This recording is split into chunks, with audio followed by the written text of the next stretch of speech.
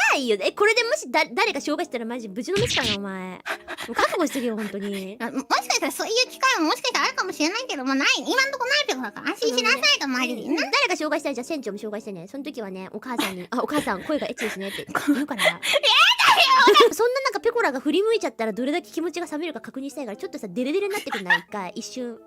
オッケーペコな。いや、マリリン好きペコだよ。好き好きだペコラ。好きペコラ。いや、なんかちょっと、嬉しい。ペコラも同じ気持ち、嬉しいよ、ペコラ。同じ気持ちだったんだね。ちげえペコだ。なわけねえペコだろ、バカ誰が。お付き合いするちょっと。するわけねえペコだろ、あんた。マジで確かに誰にでも好き言ってるのは本当にそうなんだけど、でも、本当に好きなの、みんな。わかる？なる本当にみんな。博愛主義者ってことペコでしょ。博愛主義者ってことペコ。でもさっきのペコラじゃよかったな、ちょっと。いやだ、ありえないから。ペコーラがマリリンにデレデレになることはないと思っとけ。いやでもちょっとデレデレされたら逆に船長さ、ペコラちょっと引くからさ、もし引いてほしい時は逆にデレデレしてくれれば、うわなんかちょっともういいやってね、引いてくからね。わかった？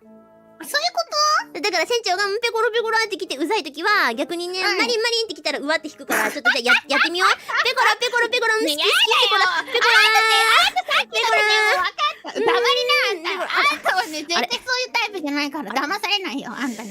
意外と学習能力あるな、こいつ。ペコラには何回かね、相談したことあるよね、船長。ゲーム配信が苦手でみたいな話をね。そう苦手でみたいな感じで言ってて、でもペコラはマジで、なんか、見てて普通に笑っちゃうし、てかマリン自体がやっぱ、なんだろう、面白いペコなんだよね、なんか。恋に落ちちゃうペコラ好きだ。ペコラ。やべ、めんどくせえ。恋愛したくなってきたペコラ。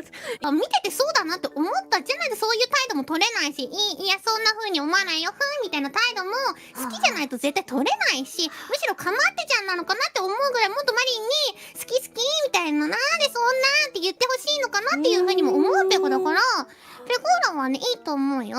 あ、そんなペコラも船長のことがそれはない。待って、マリリンの周りではやっぱいないの、そういうグイグイ来る子。いない。船長好きみたいなタイプはいないね。ペコラちょっとグイグイ、船長やってみたい。一回さ、なんかうるせえメスが来ましたみたいな感じでさ、なんかさ、やれ系してみたいの、ちょっと一回グイグイ来てよ、ちょっと。